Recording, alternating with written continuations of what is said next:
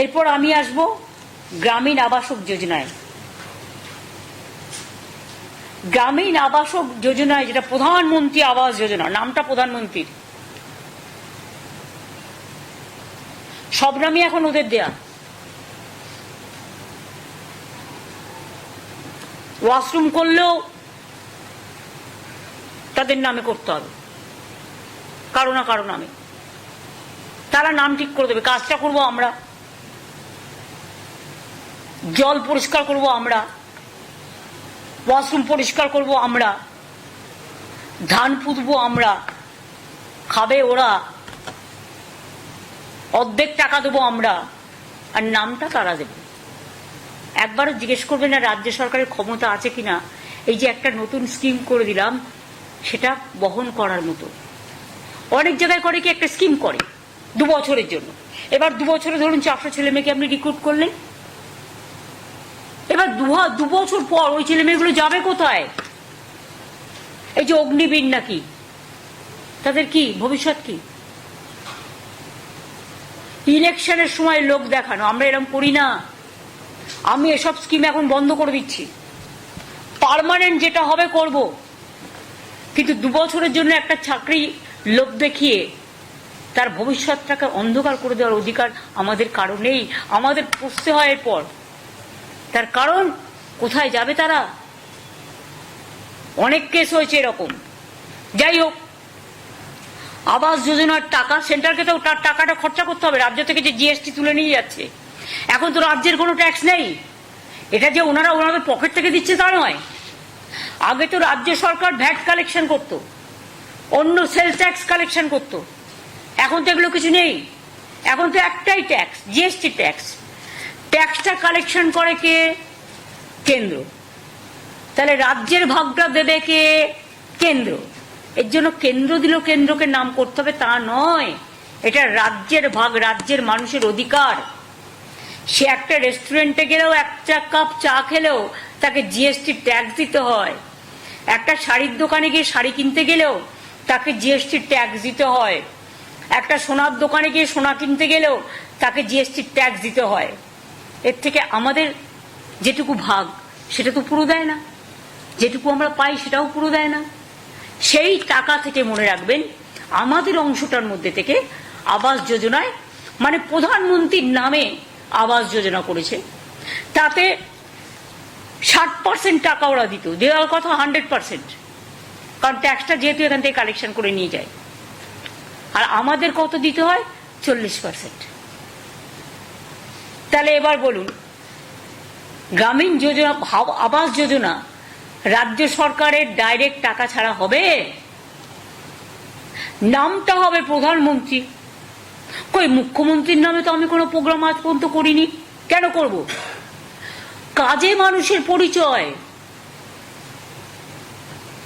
এমন কোনো দুঃসময় আসেনি যে আমাদের নামে স্কিম করতে হয়। স্কিম করতে গেলে বড় মানুষদের নামে করো, বীরদের নামে করো, বীর জওয়ানদের নামে করো, যারা সমাজের সংস্কৃতির গর্ব তাদের নামে করো। বাংলায় অনেক ভাষা আছে, সেই ভাষার মান উত্তরণ করো, উন্নয়নের নামে করো, কিন্তু নিজের নামে program no, I don't support. এবার আমি এটাও চাই না একদিন না একদিন সব মানুষেরই জীবন শেষ হয়।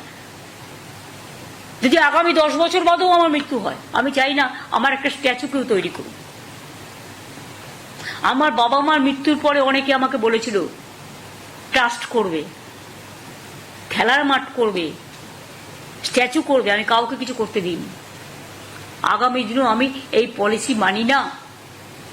মানুষ মনে রাখে শুধু তার কাজ, তার ছবি নয়। তার ছবি মানুষের হৃদয়ে থাকে, এটা মনে রাখবেন। এবং তাই আমাদের তো, আমরা এই খাতে পাই 24,275 কোটি টাকা প্রধানমন্ত্রী আবাস যোজনায়। মানে আমাদের 40% ছাড়াও সেই টাকাটা 3 বছর দেয়নি বাংলাকে। বর্ষা হলে, বন্যা হলে বেচারা মাটির ঘরগুলো ভেঙে ভেঙে চুরচুর হয়ে যাচ্ছে। কেউ একটা ছোট্ট ইটের গাঁথনি করলে, ধরুন ছোট্ট একটা বারান্দা করলো বা কিছু ইট দিয়ে একটা জানলা করলো, সেও পাবে না এই বাড়ি। স্মার্টফোন থাকলে পাবে না। এসিসিসির একটা লিস্ট আছে, খায় না মাথায় দেয় ভগবান জানে। আমরা আসার পরে প্রায় বামফ্রন্ট সরকার রেডি করে রেখেছিল, ওইটাই করতে হয়েছে। সেটাতে তো অর্ধেক গরিব লোকের নামই নেই প্রায়। এখন করলে দেখবেন টোটাল চেহারাটাই বদলে গেছে। তা সত্ত্বেও মনে রাখবেন যে আমরা বলেছি আমাদের টাইম টু টাইম, এখনো যতদূর আমি জানি 36 লক্ষ মাটির বাড়ি সারা বাংলায় আছে। বা ধরুন পাকা বাড়ি, যেটা ধরুন মাটির বাড়িতে একটা ইটের দেয়াল করেছে, অনেকে করে কি সার্ভের নাম করে বাদ দিয়ে দেয়। কেন? একটা ইটের দেওয়াল কি কেউ করতে পারে না নাকি? তুমি বাথরুমটা যদি ইটের করে দাও একটা মাটির বাড়িতে, তাহলে তোমার একটা ইটের দেওয়া থাকলে প্রবলেমটা কি? সে যদি গরিব হয়, তার বৃষ্টির ছাটে টোটাল দেয়ালটাও তো ধুয়ে যায়। একটা বাড়ি অর্ধেক ভেঙেছে, তুমি অর্ধেক টাকা দাও। আরে একটা মাটির বাড়ি, এটা হচ্ছে সহজ বুদ্ধি, যে অর্ধেক ভাঙলে পুরোটাই পড়ে যায়, কারণ মাটির ভিতটা নষ্ট হয়ে যায়। কারণ আমি গ্রামে অনেক গেছি, গ্রামে আমি খেলে বেড়াতাম, আমি সাঁতার কাটতে জানি, আমি গাছে উঠতে জানি, আমি ধানের খেতে আল দিয়ে পার হতে জানি। এটা বললে কেউ হয়তো ব্যঙ্গ করে বলবে উনি সব জানেন। না, আমি সব জানি না, ওরা অনেক জানে। কিন্তু যেহেতু আমার একটা অভিজ্ঞতা আছে, আমি ছোটবেলায় প্রতি বছর স্কুল মানে ক্লাস 7 পর্যন্ত প্রতি বছর পরীক্ষার পরে 1 মাস করে গ্রামে থাকতাম, আর ধান কাটার সময়টা যেতাম। ফলে এগুলো দেখতাম চোখের সামনে, খেলে বেড়াতাম, সেই জন্য এগুলো জানি। এটা আমার কোনো কৃতিত্ব নয়, এটা আপনারাও অনেকে অনেক কিছু জানেন আমার থেকে অনেক বেশি। সুতরাং আমরা যেটা বলেছিলাম, যদি কেন্দ্রীয় সরকার না দেয়, আমরা মানুষের পাশে দাঁড়াবো। আমরা বলেছিলাম এবছর আমরা 11 লক্ষ মানুষকে, এটা দুটো কিস্তিতে দেওয়া হয়, একটা 60,000 আর একটা 60,000। 60,000-এর কাজ হয়ে গেলে আবার 60,000 টাকা দেওয়া হয় প্রথম কিস্তির টাকাটা। আর 11 লক্ষর জায়গায় এটা আমি 1 লক্ষ বাড়িয়ে দিয়েছি। তার কারণ, যদিও টাকার সংকুলনের প্রবলেম আছে, তা সত্ত্বেও তার কারণ দানা হয়েছে, বন্যা হয়েছে, টর্নেডোতে অনেক ঘরবাড়ি ভেঙে গেছে, তাদেরগুলো ইনক্লুড করে আমি এটা 11 লক্ষটাকে 12 লক্ষ করে দিয়েছি। এবং আমাদের সরকার নিজেদের টাকায় এই বাড়িগুলোর টাকা দিতে শুরু করবে 15ই ডিসেম্বর থেকে 30শে ডিসেম্বরের মধ্যে টাকাটা পেয়ে যাবেন, প্রথম কিস্তিটা।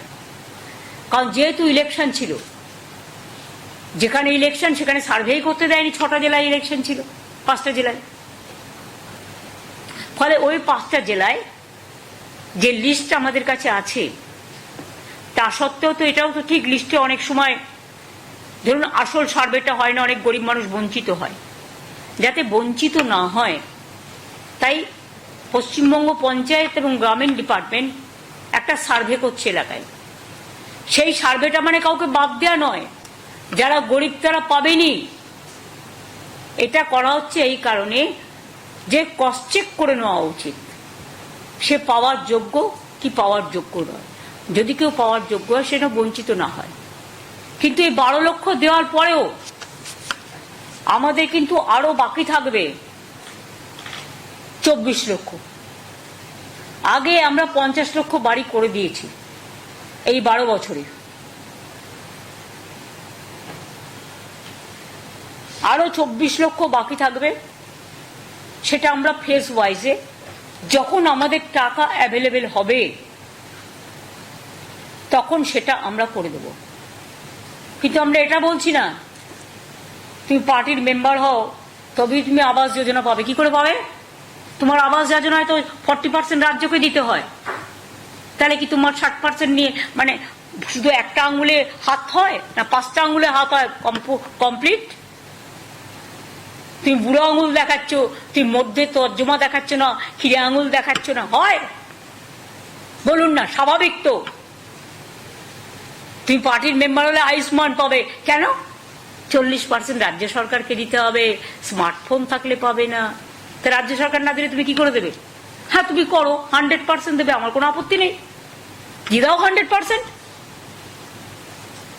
যাকে দেবে দিয়ে দাও, খুশি হব। তুমি আমার উপর চাপিয়ে দেবে, আমার টাকাও দেবে না, মানুষকে টাকাও দেবে না।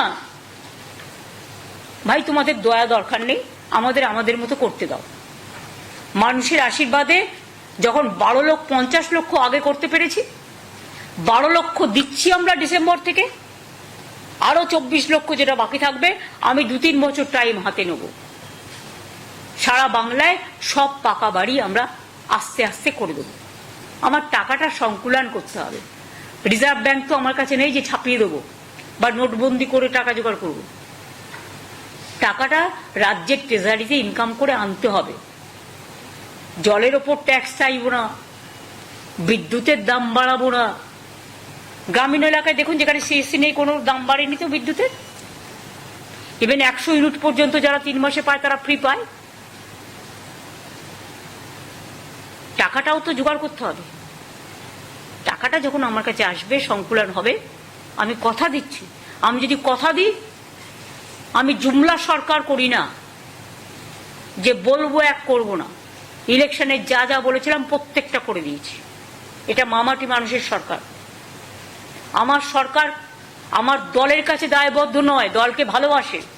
দলের স্লোগান ও মামাটি মানুষের সরকার, আমার সরকারেরও স্লোগান তাই।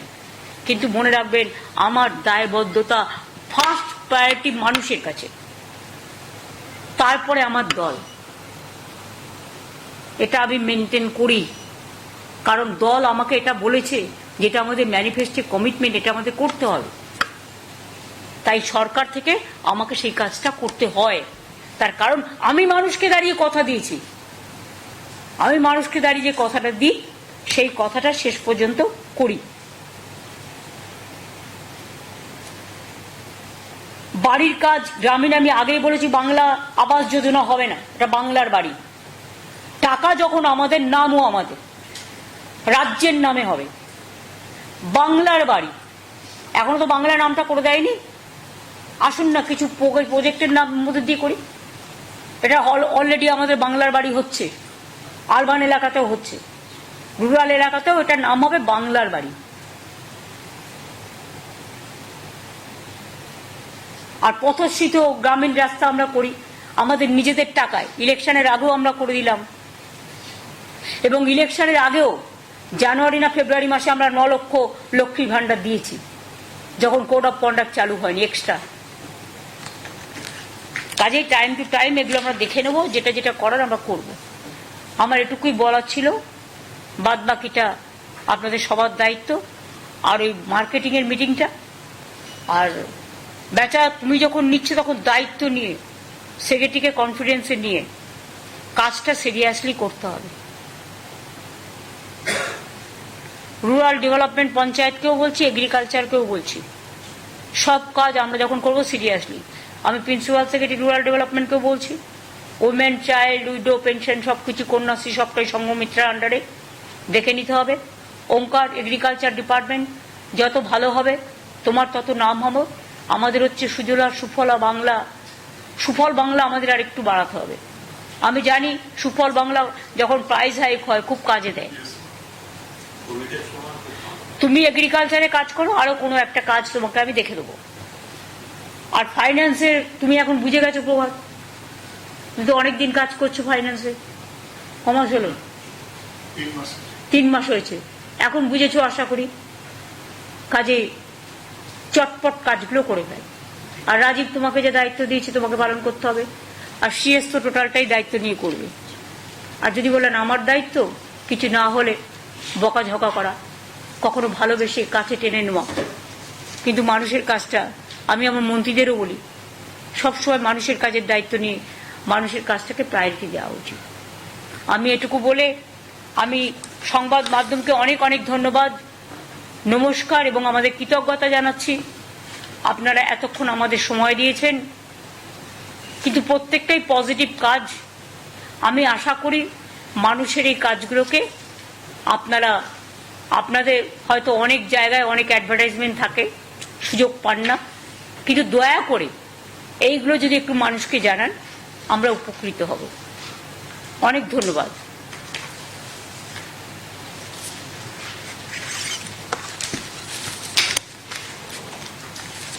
থ্যাঙ্কস। এবার সৌম্য, এটাকে ডিসকানেক্ট করে দাও, ওদের একটু খাবার টাবার কিছু